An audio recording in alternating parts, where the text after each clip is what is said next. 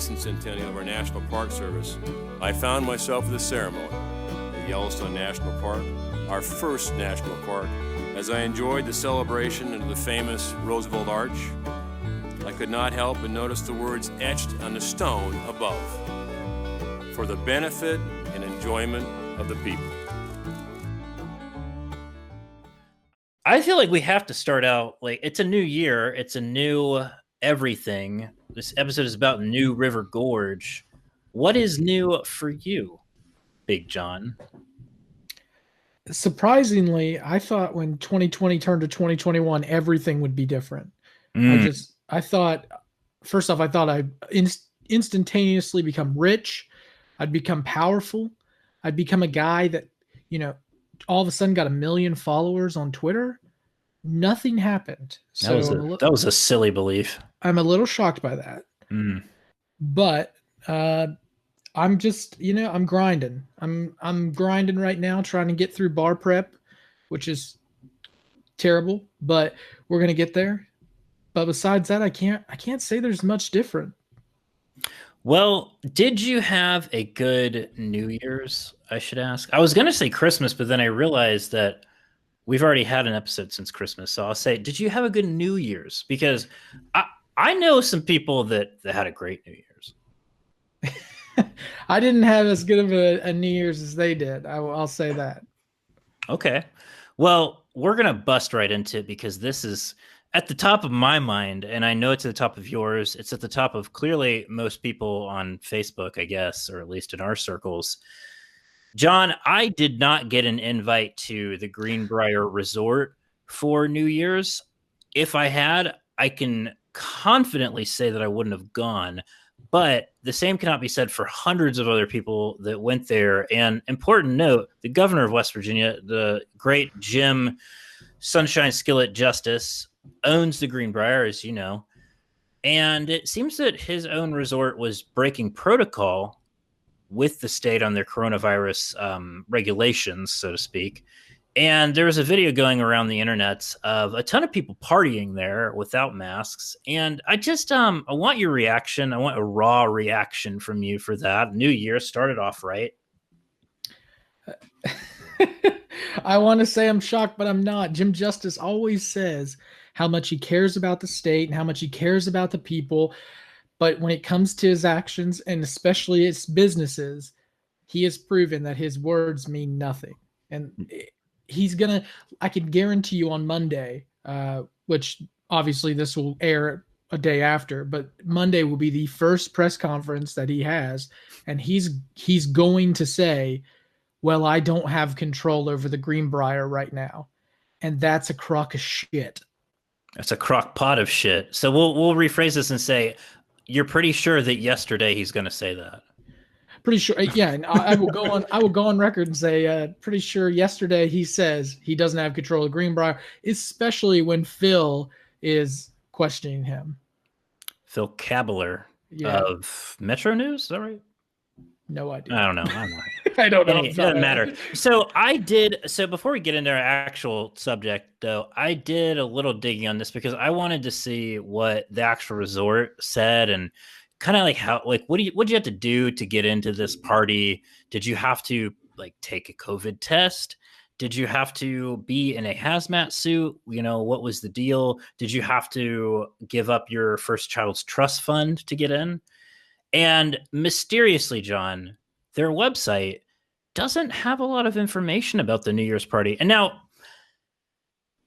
I don't know if they do this for every event, and if they do, my bad, but it does seem kind of suspect that this huge event, one of the biggest that they typically have on a normal year, and I guess in a COVID year too, according to this, that they wouldn't have any information on it, but I used the Wayback Machine, of course. And I found out at least that it did cost $175 for a meal there. But one thing that they're saying, though, is that anyone entering the resort, and this is actually still on the website, anyone entering the resort will be required to complete a temperature screening and wear a face covering while indoors. Those with a temp above 100.4 degrees or those who refuse to wear a face covering will be denied entry. Interesting that it says that because you're required to wear a mask when you go in. But clearly you're not when you're already in there and partying on a dance floor, because even though it says you have to wear a face covering indoors. So they weren't following their own fucking guidelines, to quote the governor of West Virginia. No, and this is one of those things. There has been, Chuck, we posted this video that we got of this event. So if you all haven't watched it, you can go to any of our social media outlets and see what has actually been going on at the Greenbrier. But I've seen so many people try to protect Jim Justice and the Greenbrier over this, saying that they weren't. How are they to know that this many people would come, or how is Jim Justice to know when he's not there? First off, Jim Justice probably was there. I would guess that he was. If he wasn't there, he was close by at his house in Lewisburg, because the dude doesn't stay at the governor's mansion. It's one of those things that you can go look it up. It's hotly contested, but he had everything to do with this. And the fact is, they knew that this was going to happen. This was their event. That's the other thing. This wasn't a huge private event that somebody else planned. No, it's publicized. This is the Greenbrier's event, where they held invites, where they could control the number of people allowed in, because, as you mentioned, you had to pay to get in. You could have stopped at a certain number, but Jim Justice and the Greenbrier, the way that they will take and take and take until they get caught doing it, and then they'll just pretend like they didn't know. Well, and they're protected too. I mean, it's a powerful organization. Yeah. I did think it was funny you mentioned the people were saying, I don't know who it was saying this, but I'd seen, I don't remember who it was said this, but how can we expect that many people to show up? That's like pulling the lever at a prison, that, the one in movies that opens all of the barred doors in the prison, and then saying, how was I to know that everybody in the Supermax section would just walk out and leave? Yeah, and that's the thing here too, is look, I'm mad at Jim Justice. I'm mad at the Greenbrier. I'm also mad at all of those people, because hell yeah, it's those types of people. It's those types of people that continue to make this pandemic worse, because they have this like self-righteous belief that their events are more important than the rest of our lives. It's insane how these people will tout themselves as these Christians who believe in God and all of these other things, but then just treat other people like shit. Yeah. It blows my mind every time. And I'm not just characterizing people. The fact is, I come to find out, I knew some of the people at that event, so I know what type of people that they were. It's one of those things, man. Like, this pandemic has shown us exactly what type of people really are out there. Yep. It's laid that bare for everybody. Mm-hmm. And we cannot leave this subject without mentioning that this is I don't like to say the whole both sides thing, because especially on the pandemic, it's not both sides of the political aisle. However, in West Virginia, the minority leader of the goddamn West Virginia Senate, a Democrat, had possibly the worst response to this. And look, you and I have both said, we will call out people on any side of the political aisle, on any side of the church aisle. I don't give a shit. We'll call out the priest or the congregant, But I know that you know this a little bit better than I do, but Senator Stephen Baldwin, is that right? Mm-hmm. Stephen Baldwin of Greenbrier County, I believe, the minority leader, newly elected minority leader of the West Virginia Senate. And when we say minority, I mean, they barely have anybody in there that's Democrat.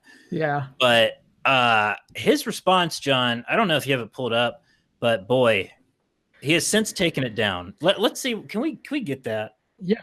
1 second. I'll edit out the pause. I've got it. This was his initial response. So he, like you said, he took it down. He's posted a new one, which you and I have said maybe even worse than this one. But this one's pretty bad. I'll read it real quick.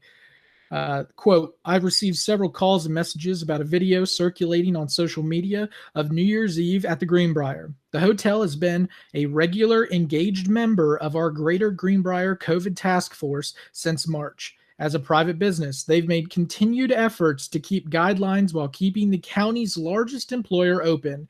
No small task, and for 10 months, they've done it well. Let's all continue to work together for the good of our community.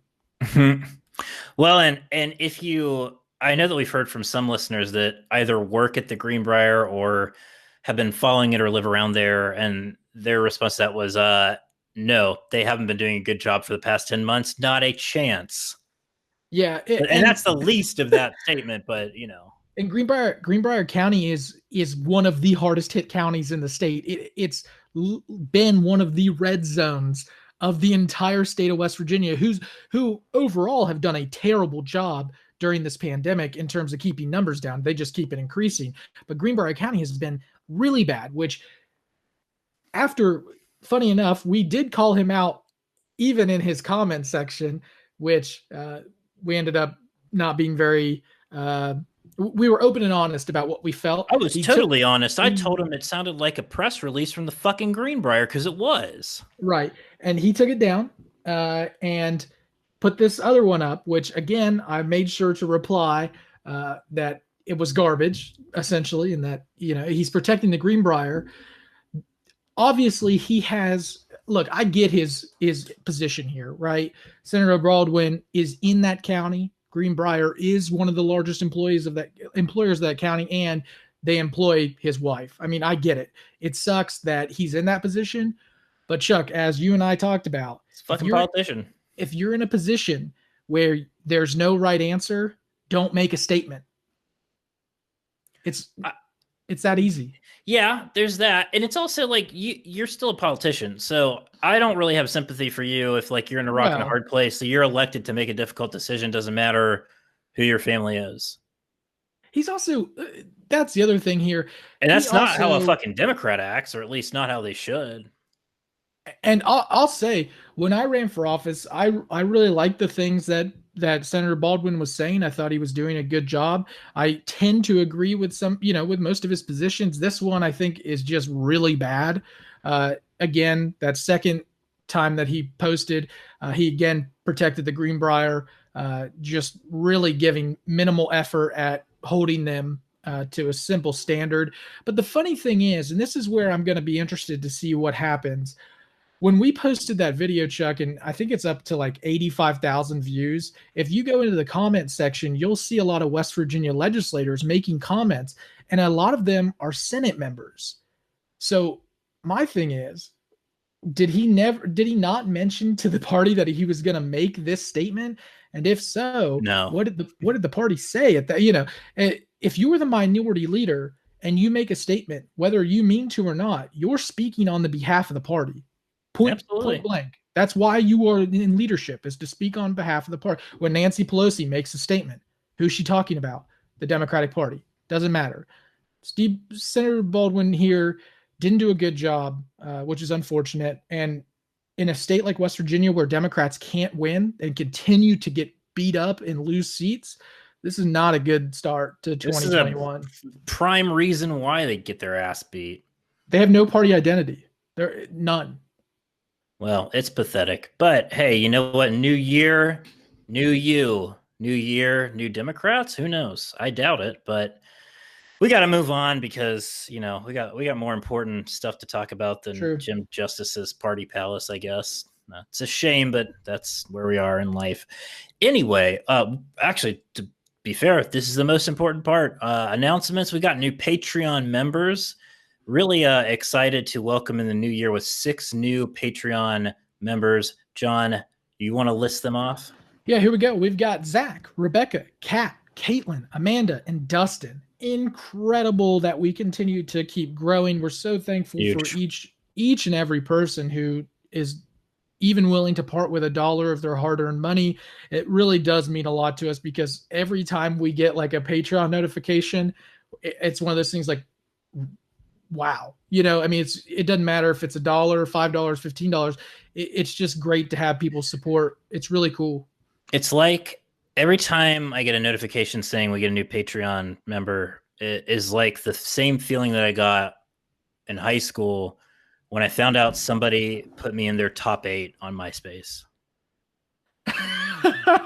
Yeah, that's It's a dated reference. Don't care because it's the I same think feeling in the pit of my stomach of just delight and happiness and feeling like people care. So love to see that. that's fair. I like that. And speaking of Patreon, again, if you're interested, patreon.com/appodlatcha. You can join for as little as $1 a month and get access to weekly exclusives. This week, we'll cut that out because I don't know what we're doing because I forgot about it. Me too. So we're going to think about that one.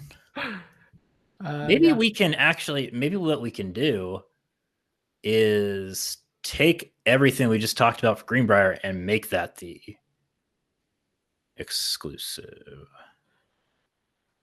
Because I don't really know like what else. Yeah, I don't know.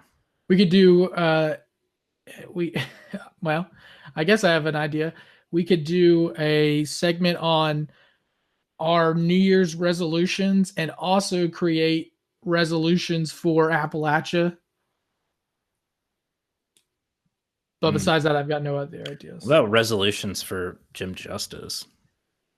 I don't want to do a Jim Justice exclusive. I'm done with it. How about resolutions for terrible politicians in Appalachia? I said I didn't want to talk about Jim Justice. Other than Jim Justice.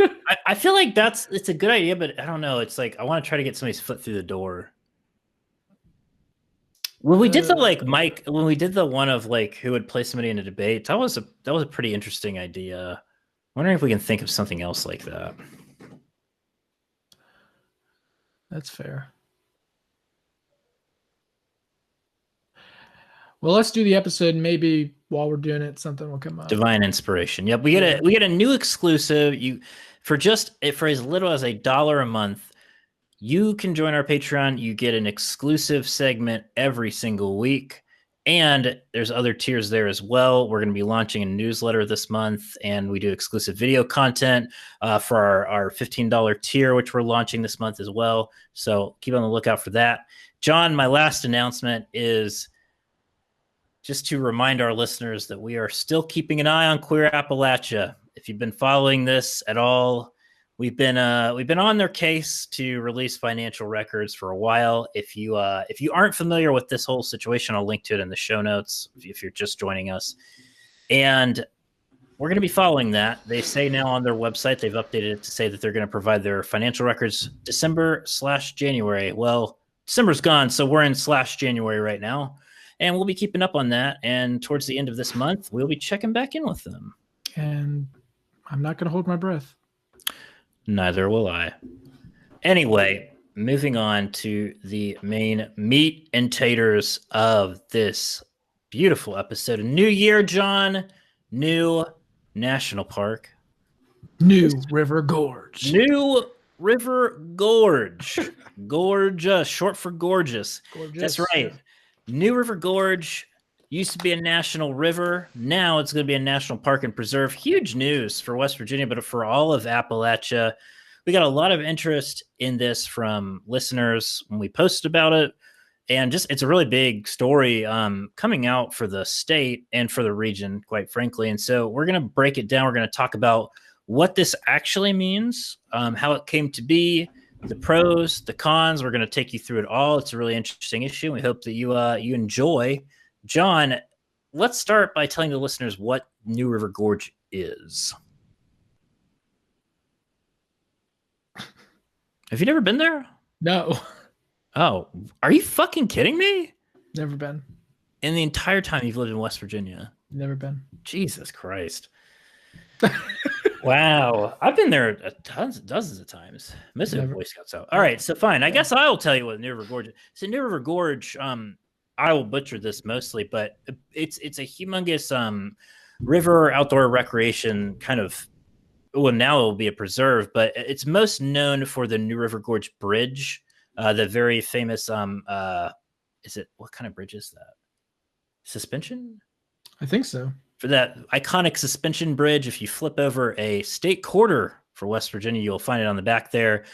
Beautiful, beautiful area in Fayetteville, West Virginia. I've been whitewater rafting down the New River almost a dozen times. Gauley River is another fun part of that too. There's a lot of climbing, rock climbing, hiking there. Really just a wonderful outdoor recreation area.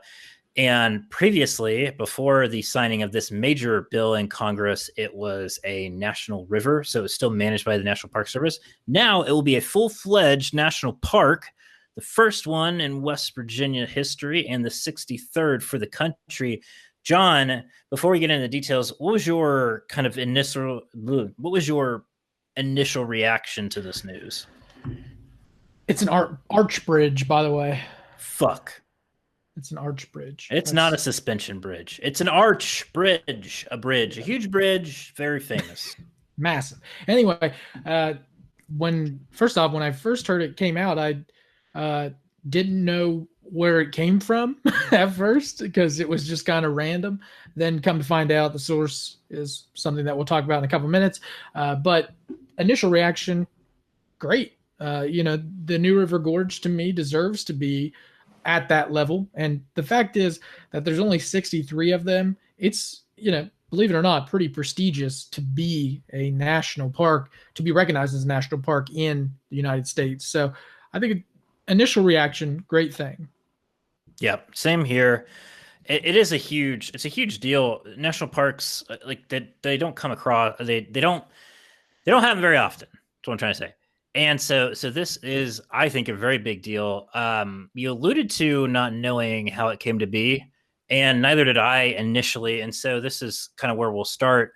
This happened because at the end of this past year, 2020, you all remember that year, there was both a coronavirus relief package in Congress, like $900 billion, something like that, and then $1.3 trillion appropriations bill that basically funded the government. Because, we like to shut our government down, Congress does. And so we have to throw every single thing in the kitchen sink into a giant, massive ass motherfucking metric fuck ton of a funding bill at the end of the year in order to, keep the lights on in this great country that we call America, the greatest country in the world, as some would call it. And so with that comes a lot of stuff. Now it's kind of weird. It's kind of confusing. There are people that are way more qualified to explain this than I, but basically what this is Congress doesn't get much done of substance throughout the year, or they should be getting more done with bills and everything, but they don't. And so at the end of like this year or when it's time to fund the government, people who want their bills into, let me rephrase that. People who are trying to get something passed will try to figure out a way, and by people, I mean members of Congress. Members of Congress will try to figure out a way to get their bills into this major spending bill because it has to pass. It's a must-pass legislation. You throw everything in there, and whatever stays in there goes into law because, at the end of the day, the government has to be funded. So that's how you get some of these weird things like a national park designation or re-designation in there. And so, John, I did want to tell you that in addition to the New River Gorge being made into a national park, there are some other interesting things in this bill, and I wanted to take you on a journey through some of them. Some of them are good. There was a study on how AI can be used to neutralize online harms, including disinformation meant to influence U.S. elections. Okay. There is going to be a new Smithsonian Museum for the American Latino and a Women's History Museum. Okay. That's pretty cool. Pretty dope. Yeah. Should have been in existence a long time ago, but great. It ended surprise medical billing, which I haven't looked into it, but that objectively on its face is a good thing. I'd have to look more into it. I don't know exactly what the definition is of that, but sure. And then, here's a really good one. This is really the rub of this bill. Murder Hornet Eradication Pilot Program. Finally, I've been pushing for this. Yep, lobbying the shit out of it. I wrote and wrote and wrote. I mean, I'm so thankful. I brought in a bunch of murder hornets and released them in Congress. I put them, show them how important it was. Yeah, I was like, look at this, Mitch. Each one of them was a registered lobbyist. Yeah, I mean, you won't believe this. Well, I haven't read much of this, but it does tend to suggest that this is being looked at as a concern, which great, wonderful. Maybe 2021 will be the year of the murder hornet. It wouldn't shock me. Yep. Well, and unfortunately, in that bill, there were tons of corporate giveaways, including Shocker. tax provisions that allow for $6.3 billion in tax write-off for business meals, called the Mart- Three Martini Lunch. 3 martini lunch. Yep, that's the what I like to call the Mitch McConnell special. Yep. He loves 3 martini. Oh my god, he loves brunch. That guy is a brunchaholic. He is a brunch bitch. Mitch Yes. McConnell is definitely a brunch bitch. He eats a little known fact. He eats breakfast at 2:30 in the morning. He eats lunch at 9 o'clock, and he eats dinner at 4:30 over at the Sizzler. Cool. Little known facts. That's I suppose that's interesting. It's not true at all, but Anyway, speaking of the Sizzler, going into the details on this, the River Gorge National Park and Preserve is what it's going to be called, John. And for those of you listening at home that have the morbid curiosity of wanting to read the actual bill, it is Section 202 on page 2543 of that ridiculously long bill. I will link to it if for whatever reason you want to go read it. But I'm going to give you the top line hits of this. First of all, obviously it changes the name. It is going to be, it used to be called the New River Gorge National River, which again was managed by the National Park Service. It is now going to be called the New River Gorge National Park and Preserve, which will consist of a national park and national preserve. We'll explain a little bit what that means here in a minute. But basically, the details of this, it creates a 65,000 acre preserve and a 7,000 acre national park. On the park, there's no hunting or fishing.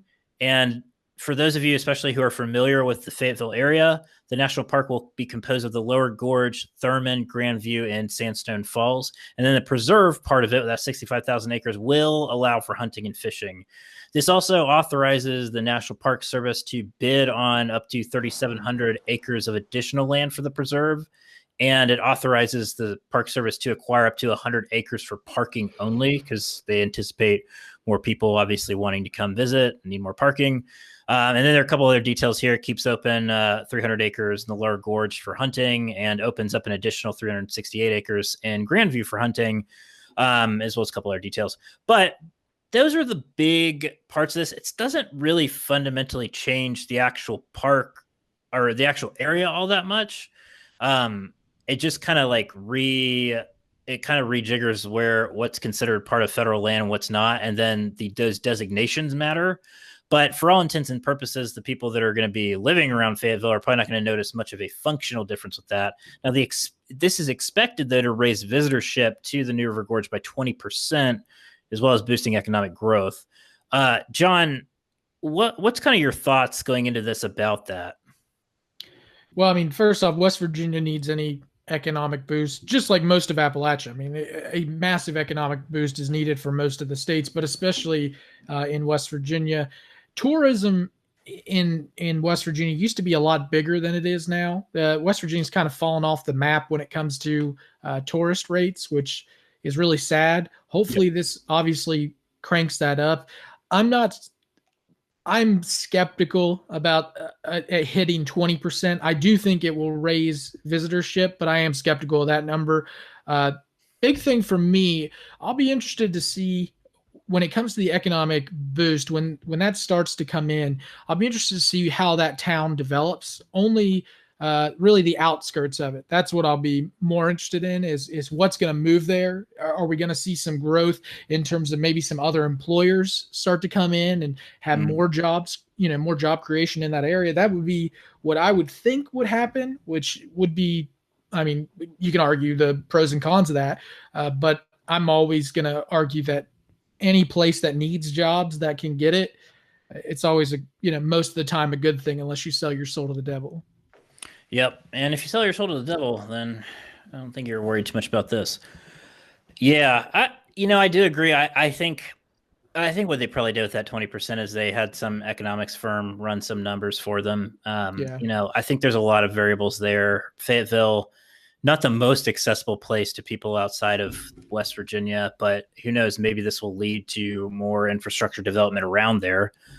That's kind of been one of the problems about Appalachia in general, especially in West Virginia, is just like, it's hard to get there. It's hard to get to parts of there. There's not a lot of rail service. There's not a lot of airplane service. So people either have to drive or figure something else out. Is the town in which the bridge is in called Victor? I have no idea. I think know it's that the Fayetteville kind of surrounds it, but it probably is like some little town around there. I think it's like Victor, West Virginia. I'm trying to remember from my Golden Horseshoe days. Is that the county seat? No, I think Fayetteville is. Fuck. But I don't know. Victor, West Virginia is Boom. not. Damn. It's actually, I think, Carver, West Virginia. Carver, West Virginia. No, oh no, it is Victor. Okay. Oh, get out of here. But Fayetteville's like right on the other side of the bridge. No, I do know Fayetteville is one of those towns too, though. I know that we're going to talk about some of the kind of downfalls, but I did hear people talk a lot about how Fayetteville will change with this. I'm sure we'll get to it, but Fayetteville is one of those towns in West Virginia that seems to be creating its own identity, like a pretty cool identity, where they're starting to see more small businesses pop up. I think that's also, if I'm not mistaken, that's where Secret Sandwich Society was Fayetteville. So I've only heard good things about Fayetteville when it comes to visiting there. I've not been. I will admit that. We'll get into that too. I have been, and we stayed at a bed and breakfast locally owned called the County Seat Inn, and it was owned by a little lady named Miss Pat, and I think my boss went there. It was a fantastic place, and we actually had to remind her that we needed to pay for our room, like, because she was that cool. It was fucking awesome. So I hope Miss Pat is still around because she was amazing.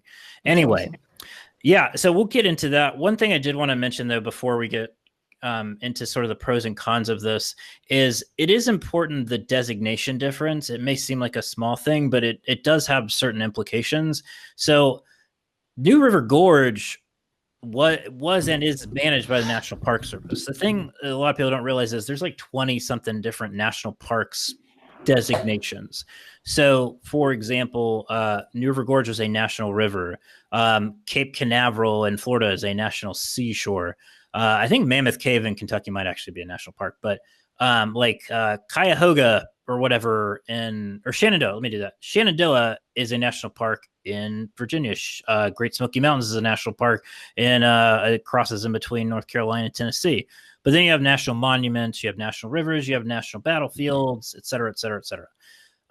So changing from a national river to a national park and preserve is important. National park, like we mentioned, that acreage you cannot do any hunting on. You cannot do any hunting or fishing. It severely limits consumptive activities like that, as well as mining. Now, on national preserve, that's different. And in this case, there will be hunting and fishing permitted, and other activities can be permitted there as well, such as oil and gas exploration. We can get into that. I don't know that that's necessarily going to change anything from the present day.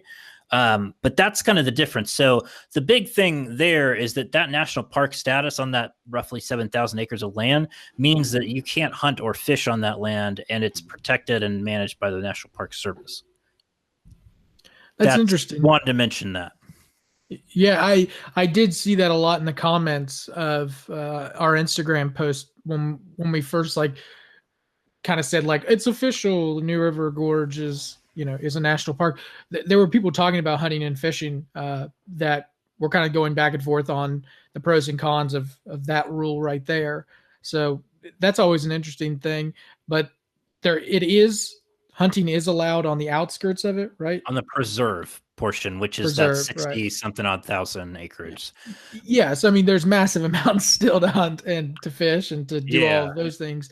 I know that there were some people that were upset that it took away the inside park area, but I don't know. I think the cost or the benefits outweigh the cost there. Yeah, well, let's talk about some of the benefits first. I think economic impact is something that's cited a lot, and I think it's important.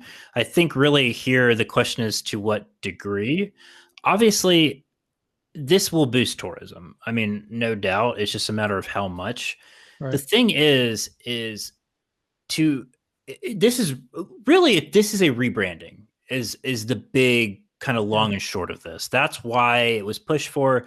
And that's huge. National parks are visited so much more than any other national park site or national park type entity that's managed by the National Park Service. Like I actually found a study on this, in fact, and I would like to cite a statistic for you, John. The number of visits is 21% greater, first of all, 5 years after a redesignation than compared to 5 years before. That's just general stat. But total visits to national parks between 2000 and 2016 grew by 49%, whereas visits to national monuments, for example, which are also managed by the National Park Service, decreased by 3%. So over the past almost 2 decades, national park visitations have exploded. And having this label as a national park will make a difference, without a doubt. And that's a big fucking deal. Again, though, I will emphasize how much difference that'll make. That is TBD, because it's still effectively not a lot is really changing from a practical standpoint. Yeah, that's fair. I mean, look, I compare this to when Dwight Schrute was promoted from assistant to the regional manager to assistant regional manager. It was a title change. Look, there's a reference to The Office, the popular U.S. television show. There was a title change. There was a 3-month probationary period where Dwight couldn't tell anyone. So I mean, there was plenty going on there. That's what I think is going on with the new River Gorge here. There's a title change. We don't know exactly the benefits, or, in Dwight's case, if he's getting a pay raise. He didn't, but I'm hoping that New River Gorge does, because we want to see that economic boost. I think that the study shows that it's going to be a good thing in terms of economics for the New River Gorge. And I don't see how it could be a negative in terms of economic impact. I just don't see how it would. Yeah, I mean, I think the only argument for that would be the hunting thing, but I think that was de minimis at best, as far as economic impact. I think too, one thing that was, I think, important is kind of attracting people to come to the region, because this like, what's important to remember about national parks is that their impact spreads beyond the park. So The perfect example is the Great Smoky Mountains. They straddle the line between North Carolina and Tennessee. Gatlinburg and Pigeon Forge are two of the big kind of tourist areas that surround the Great Smoky Mountains, Knoxville as well, the larger states around there. The economic impact and like just the money flow to those places is massive. It is absolutely massive. And that's why, like, it's important for those places like Fayetteville, which is right next to the New River Gorge, and the areas surrounding that, and even the areas like an hour away from that, are going to be really important, because they're going to see that kind of those visitor spending money come out into that, into those loops around the New River Gorge. Now, that's already happening now, but what we can probably expect to see is more of that, and an increase in that, and increased interest, because again, just the branding alone of having a national park versus a national river is huge. But I mean, it's going to take a couple of years to figure out like how big that's going to be, but that's definitely something to keep an eye on, and something that's important, because it could help some of those communities grow.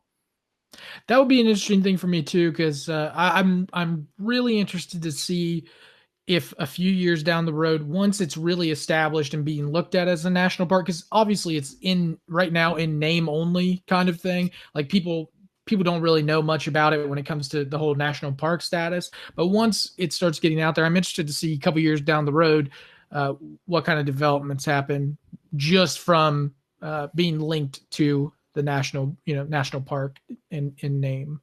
Yeah, absolutely. It is going to be interesting. And I mean, I think we'll talk a little bit about the potential cons, but I think one of the bonuses is more people get to experience Fayetteville, which is just a really wonderful town, really good people there, and something that I feel like is kind of a hidden gem of that area of West Virginia in general. We love Fayetteville, my wife and I do, and it's just a wonderful city in West Virginia. And so I think that hopefully what this will do is bring more people in, and boosting the economy, boosting tourism, but also give people who may have overlooked places like West Virginia and Appalachia in general a newfound interest in it, and hopefully a new respect for it. I think that could be really important, and something that's going to be difficult to measure from a numbers standpoint, but could be really valuable. That's the key. Can we get people interested in the state of West Virginia? That's the key right there. Because look, I get it. I know that there were people upset about like some of the hunting and fishing regulations Which because we'll get into. We're doing a con section. right, which people believe hurt the kind of the locals there. People who go there to hunt and fish. But look, in reality, to me, we have to stop just thinking about what brings the locals in, and we have to start thinking about what will bring the masses to West Virginia. Because over the last 15, 20 years, West Virginia's changed from a state that kind of looked at things on how to bring people in to now looking at a state on how do we keep people here. And I think there's a fine line, and I hope that this helps. Yeah, I do too. And I think it's going to be important to really monitor the growth if there is significant growth. One thing I did want to cite here, though, is this is, I think, a quote from Rick Johnson, who's the owner of River Expeditions in Fayetteville. And I think this is part of either a public comment or something on when they were still discussing the redesignation. He said, and I don't know what he cites the statistic from, but I'm sure it's true, is that West Virginia is within driving distance of 42 million people. Yeah. So how do we get those people in? And this could be an important part of that. So, though, you mentioned a couple times the hunting aspect of it as being a con. Let's talk about some of the cons, because there are some, and they're worth talking about. This isn't all like spring daisies and butterflies. Yeah. So the biggest one, the one that was raised the most and probably got the most public pushback during the discussion period of this, was from hunters and fishers who expressed concern because, like I mentioned before, designating something as a national park prevents people from being able to use it for fishing or hunting unless there's an express provision allowing that in the law, which in this case there won't be.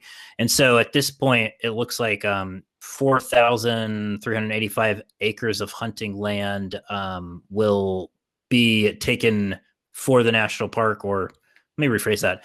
So as things stand right now, from existing hunting land, hunters will lose about 4,300 acres of that by this new designation, which is a considerable amount of land. But when you think about the fact that there are 65,000 acres in the preserve that they're able to use, it kind of seems small in comparison. I don't know, because I don't hunt that land and I'm not from there, but that was really one of the biggest issues. And for a while there, Senator Capito's office was trying to get something slipped into the bill, allowing the Secretary of the Interior, who manages the National Park Service, to grant an exception for that national park land. I don't believe, based on my reading of the bill, that was able to happen.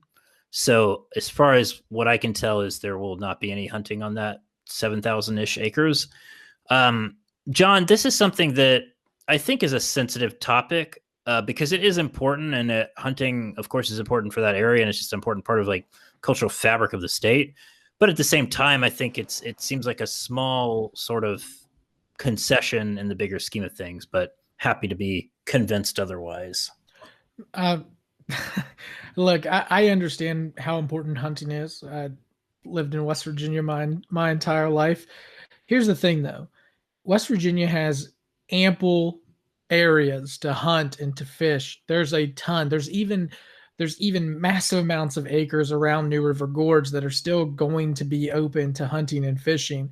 I don't think that protecting this land is going to do that much to the hunters and fishermen. I really don't. But I guess I could be, I could be convinced otherwise. But I'm with you. I don't know anything about that specific land, so I don't know if there's more animals in that 6,000 acres or whatever, or vice versa. Well, I believe somebody, and again, I don't remember who it was that was quoted as this, is saying the majority of that land is steep as a cow's ass anyway, because a lot of it's like for rock climbing. So I don't know. I don't think they're losing out on much, but I mean, far be it from me to tell them they're wrong. Here's the thing too, right? So West Virginia, like I mentioned earlier, has to find a way to bring people in. It has to. Economically, it's suffering because people don't visit West Virginia like they used to. Because let's face it, West Virginia is not seen in a good light right now. I mean, it's just not. So you have to convince people that West Virginia is as great as most of us think it is, but you have to make sure it's welcoming as well. Obviously, right now, the politics of West Virginia are not very welcoming. Nope. However, if you were to create a national park that creates a safe place for people to come, they'll show up. But you're not going to bring somebody in from California when you got hunters, shooting left and right. It's just not going to happen. Yeah, if you got a to hunter on your dick the whole time, right. Like I wouldn't, and for me, I wouldn't want to either. Like I want to go to a place where especially if it's a national park and I'm staying nearby, I want to go and be able to relax and do the things that I want to do, not worry about whether or not somebody sees me or shoots me. I mean, I don't want to worry about that. Absolutely. The other concern that I wanted to bring up, because I know that we have some people that are from Fayetteville who listen to this show, and if you are, please also feel free to shoot us an email, info@Appalachia, or comment on social media or something. Shoot us a DM. Tell us how you feel about this. There is some concern about like the increase in tourism having a downside to the broader community around River Gorge.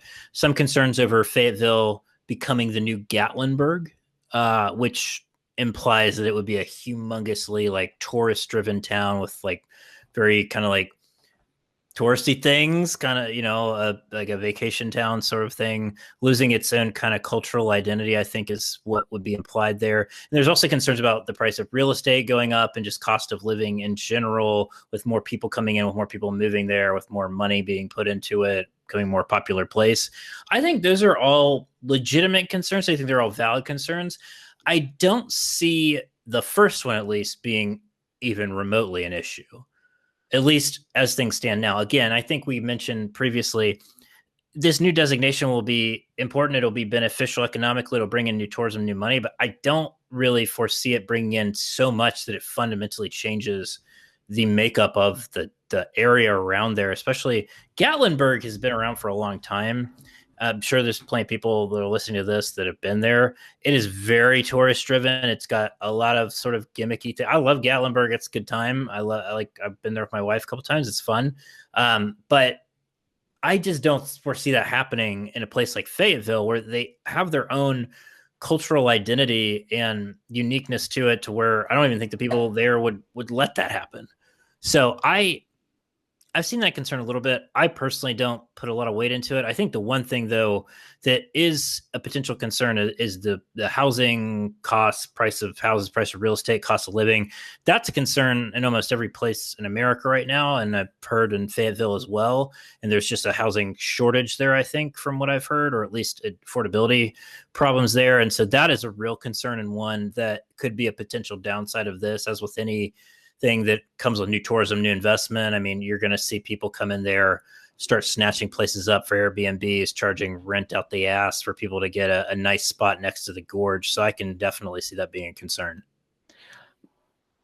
I'm with you on this one. I don't think it's ever going to be anywhere close to Gatlinburg. Let's also not forget, Knoxville is an hour outside Gatlinburg. Right, Chuck? Am I right by that? Probably, yeah. Yeah, it's an hour outside. Knoxville is a far bigger city than any city in West Virginia that's going to drive people to be there. Yeah, it is an hour. It's 35 miles away from each other. So there's people all over that are going to travel there to go to Gatlinburg and then go to Knoxville, or vice versa. No one's doing that. That's disgusting. No one's doing that. I'm fine with them. I love their colors, so I'm cool with that. No one's coming to West Virginia because of a city like that. This is not happening. Now they could start coming because we have a tourist attraction, aka the new River Gorge. I understand that. I do think it will become more touristy. I don't think it will ever be close to Gatlinburg, though. Hell, no, not a fucking chance in hell. No. Quote me on that.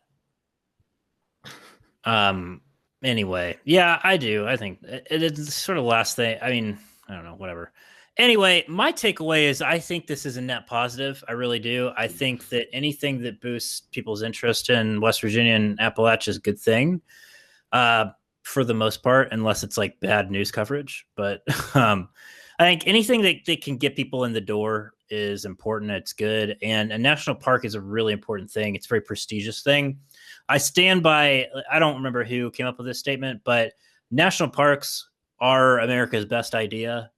And they are one of the most important things about the fabric of this country, and protecting those places is so fucking important, and bringing people in to learn more about it is important. And so I think that's a huge positive, and I'm excited about it. I think it's a good thing. Yeah, we've talked a lot about West Virginia in this, but I think this is big for the region. I really do, because when you have, obviously West Virginia is the only state that has, technically in the ARC definition, 100% of it within Appalachia. But when you have that state struggling while some of the other states start to build up momentum, West Virginia has to catch up. And it's a good thing that West Virginia catches up, because it's going to spill over to some of these other states and some of these other rural areas, because West Virginia is, pretty easily accessible. I think you were talking about 35 million people, 42 million people within how close is that? Within driving distance. What was it? Yeah, within driving distance. So whatever so that defined as 42 million within driving distance. You start to see that go through the region. They're going to have to stop and get gas. They're going to have to stop and get food. They're going to have to stop and stay places. They're going to stop and see other places. It's going to be good for the region. I will never complain when a national park or anything monumental gets brought into Appalachia or defined that way in Appalachia. It's, I think, a huge positive for the area.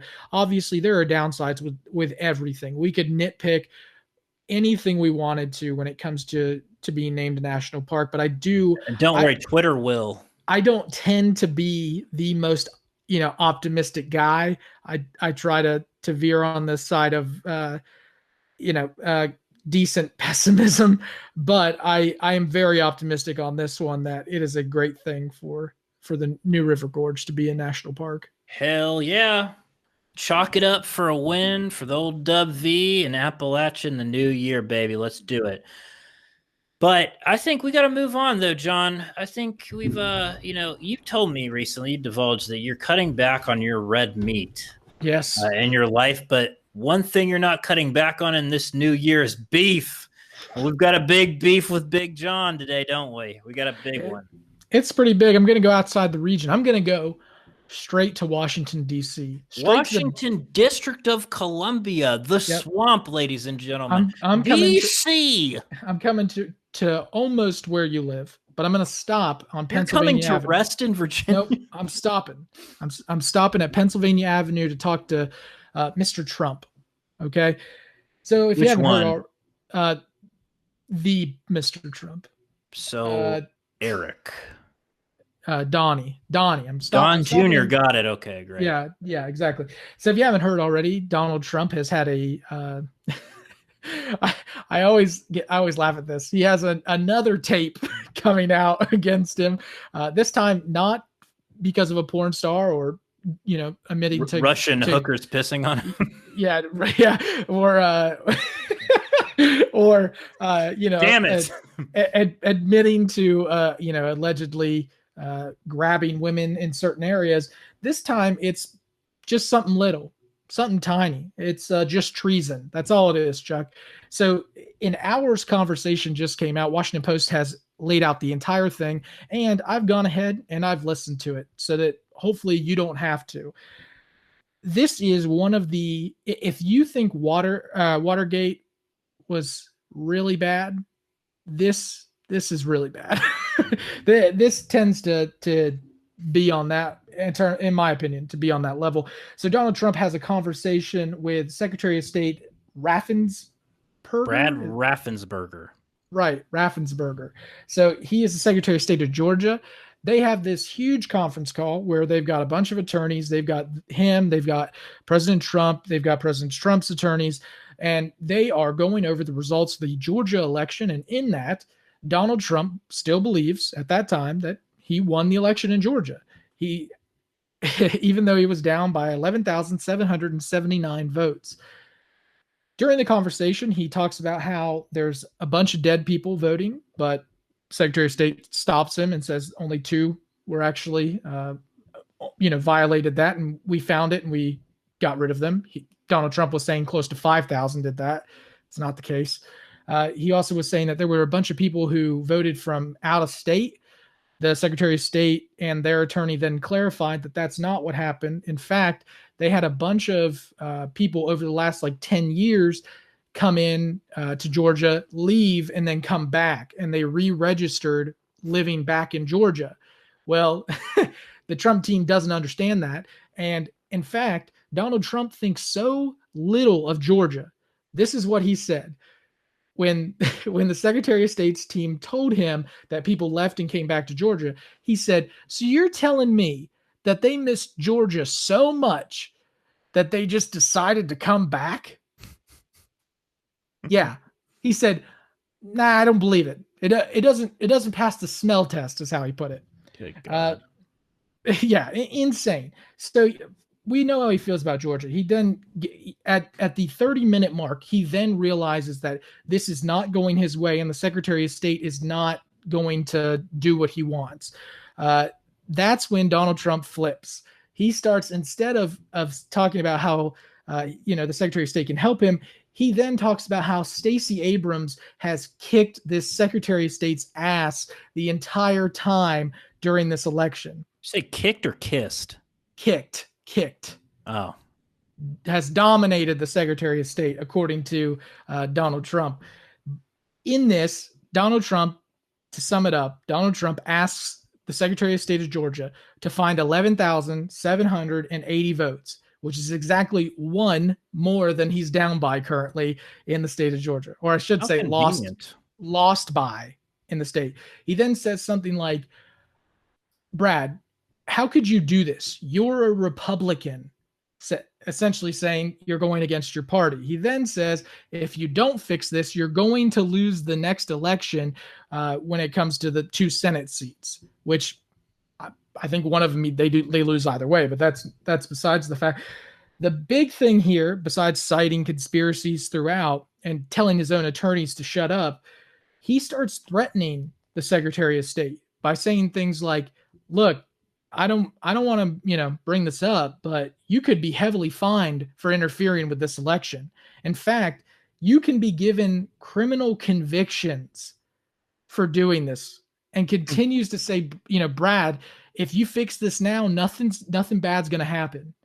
But if you don't," he just continues to imply he's threatening the Secretary of State of Georgia to flip this.